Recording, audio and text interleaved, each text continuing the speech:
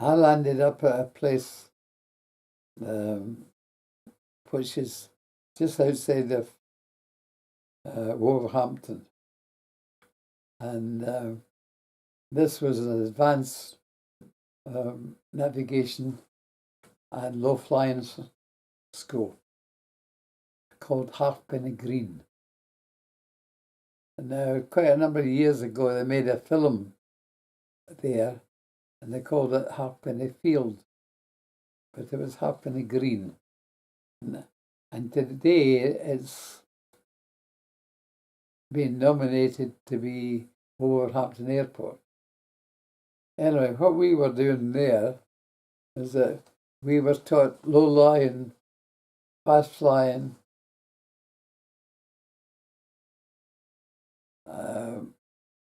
landing on beaches, landing on small areas, and I wonder why this was all about, you know. But anyway, you don't ask any questions. You just do as you're told, and because you'd already volunteered. Anyway, that was it, and we those who were successful. It was excellent. We in the treetops. We were making mock bomb attacks on the railway bridges across the Severn, and even RAF stations that knew were coming, but of course they weren't opening up on us because they knew it was an exercise, and all various targets like that. And also, as I say, we were learning to land on short runways or grass and beaches and all sorts of fancy things like that. Anyway, this was all preparation, because what you didn't realise that you're being selected, you know?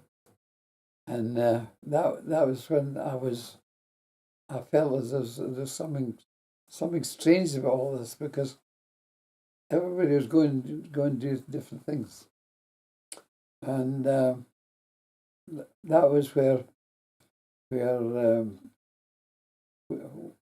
were taken aside one day and told where we were going to, you know, and some of the chaps went one way and I went another way, and I landed up in this aerodrome, which first thing I had to do was to sign the Secrets Act all over again, because everybody signed it, but this is what they called a double one, extremely secret, you know. Now, with that, all I could see around this place was a multitude of different types of aircraft. I wondered what this was all about. Normally, you went to an air station, there would be maybe two different types or something like that, but on this particular one, there were several, you know. When we were doing this sort of thing, I say all this secrecy that was coming up, we really wondered what we were doing, you know. Anyway,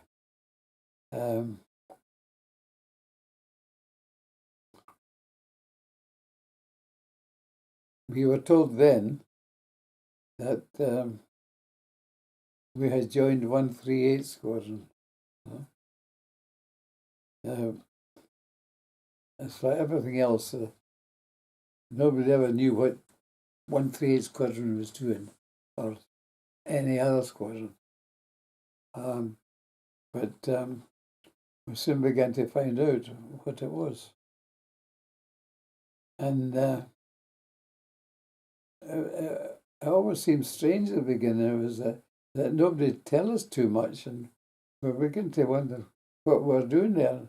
And we were confined to this station. We were confined to this station for at least 2 weeks. we were introduced to groups of people, and we were told that you'll fly with this one and fly with that one, but you might fly in two different ones on the same night. Oh, that's all right. So what we're going to do is we're going to introduce you to everybody. But just remember that when you do get introduced, is that remember what you've signed. So the secret came out. We were at Tempsford. That was the home of the flights for the SOE. And of course, there again, that was the reason why all these different odd aircraft was lying there, was that they were used for different purposes. Later on, what we used to say that Bomber Harris used to send over there all the old junk that he didn't want on Bomber Command. Anyway, what happened then was that, as I say, you got to know the different colours, because by that time, as I say, I was classified and reclassified into what I was doing. And this was observer, and that was what I graduated as. And of course, I still had kept up my flying skills. That's another story. I'll come back to that.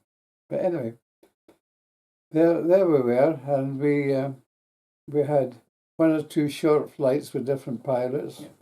When we flew with these different chaps, they've got to know us, we got to know them, and each had their own specialties. And what used to happen then was that once the powers that be realised that you could do what you're supposed to be able to do on paper, then they would trust you with an operation.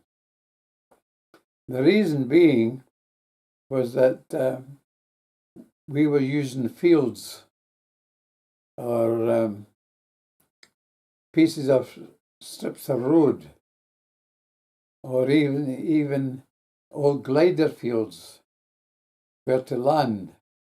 And that wasn't always the best of territory, because when we did this with Lysanders, which was the single engine one, I've got lots of pictures of Lysanders over there somewhere. And the idea being is that when you were given a map reference, and you had to study that map reference very carefully, and we never tried to find out who our passengers were. And they didn't try and find out who we were. There was no communication. The reason being is if we got shot down, or if either of us got taken prisoners, you couldn't tell them about the other ones. All right? Because the SOE people were considered to be a different category from what we were. And we were a different category from them entirely, and we were a different category from normal aircrew. And even that was known in Germany. That was known. Don't tell me how they got to know, but that's another story. Anyway, we did several of these operations where we were taking people out, and sometimes it was a matter of taking 2 people or 3 people out. Squash was a bit of a squeeze in the Lysander, but we weren't going on a joyride. And all I can see is that all the trips that I made was very successful. And I flew with certainly different pilots from time to time on that. Then, of course, likewise, they had different observers. But we had great faith in each other. And the navigation aids that we had was elementary map reading, night flying, etc.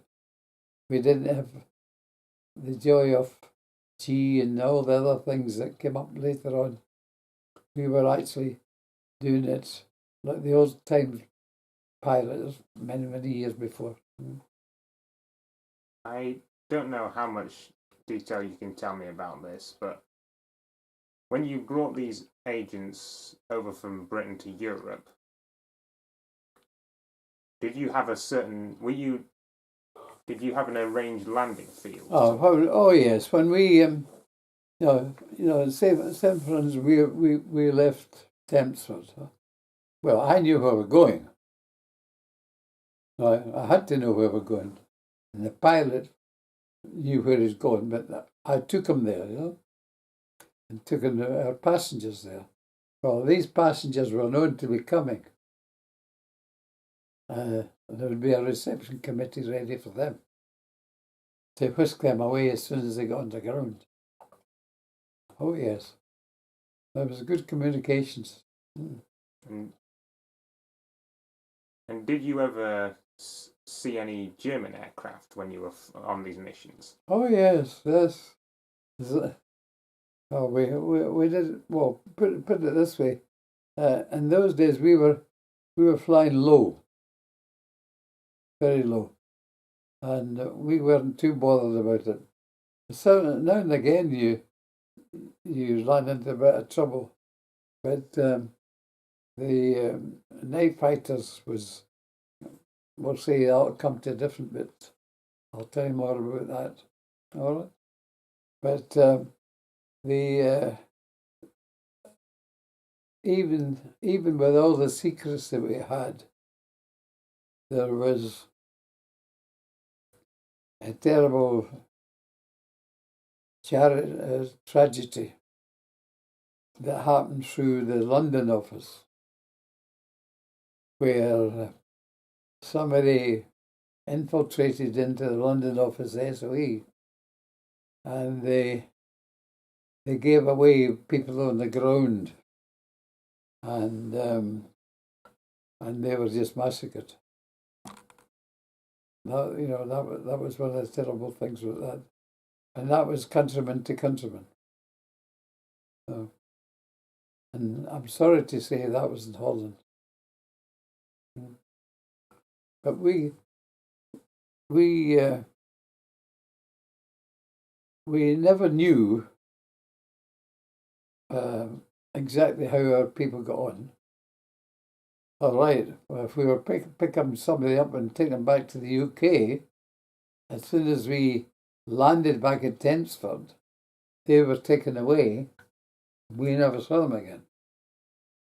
So they were taken away to their different places like that. Quite strange to say, there's a big house just quite near here where they used to go back to,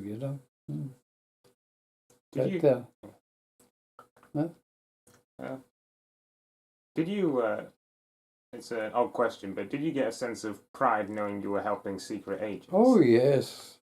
Yes. Well, as a matter of fact, we felt we were doing a good job that way, because it was nobody heard about it, but we knew what was going on. Sometimes by results, we got to know back on the station how our people that we had delivered had reenacted what was going on. Because if there was just a matter of them infiltrating back into populations, then we never heard anything. But if it was a special operation they're going to do, and somebody say, well done, chaps, or something like that. So what do you know what year it was that you started helping SOE with this? Yeah, 1942. And Yeah. was it just Western Europe you went to? Well, put it this way. What happened after a while? We started getting different aircraft because on our station we use all the old stuff, Whitleys and things like that, and various other ones like that, vintage. Then of course we got one or two of the American ones coming, and there was one time when we were delivering stuff to the Maquis. Now, the Maquis is different from SOE. Maquis is the French.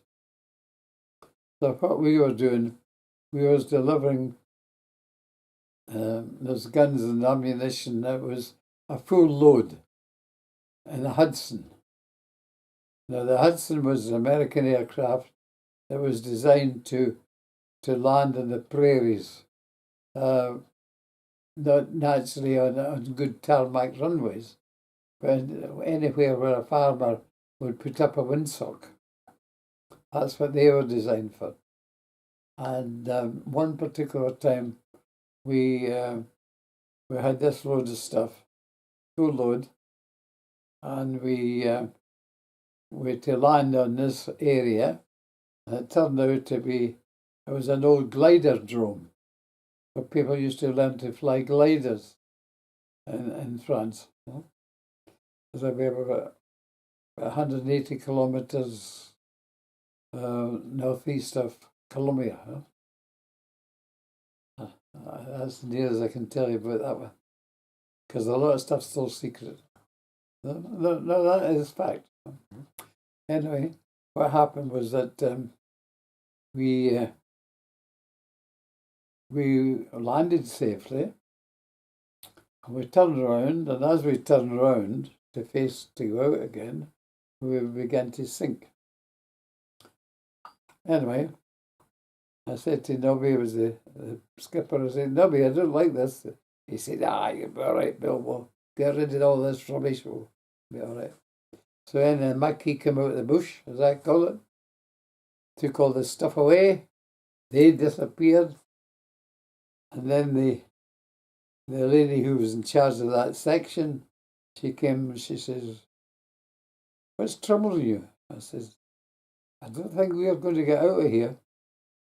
So we get the sticky bombs ready to stick into the aircraft and blow it up. And she said, I'll see if I can get the villagers up. Push you out. Huh? Just like that. Anyway, she went back to the village. Now, normally we were on the ground about 15, 20 minutes at the most, because anything after that was dangerous. Huh? Anyway, she went down and she got the villagers up. The villagers were quite a way away, but anyway, I don't ask too many questions about that. Up she come with the villagers, but on the way back, they met the German sergeant who was in charge of the village. And he turned around and said to them, now, all you people, you'll be in trouble. You're out here, it's after curfew, you're supposed to be in the village. And of course, the idea was that she turned around and she said to them, but your big black aircraft is stuck in the mud, and we've got to push it out. And the Gestapo says, if we don't push it out, they're going to shoot us all and you. So he says, I'll go and look after the village, you go and push the aircraft out.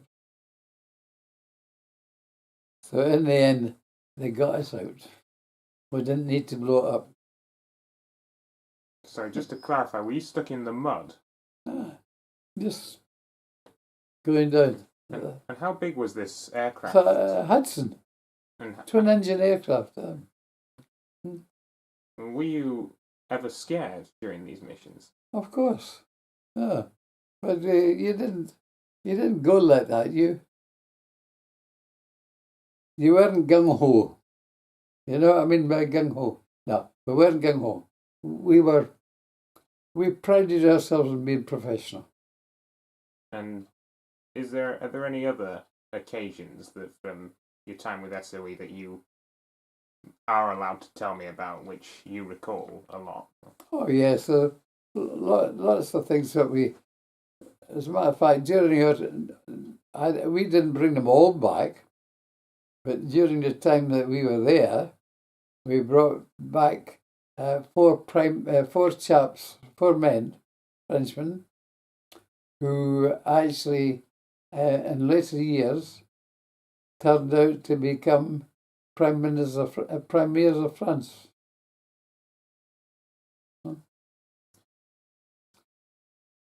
And but what happened when you left SOE and started back on standard bombing missions? Well, anyway, what happened was we were always alternately from time to time on different missions. It wasn't as if we just jumped from one back into that one, but we were always always doing missions.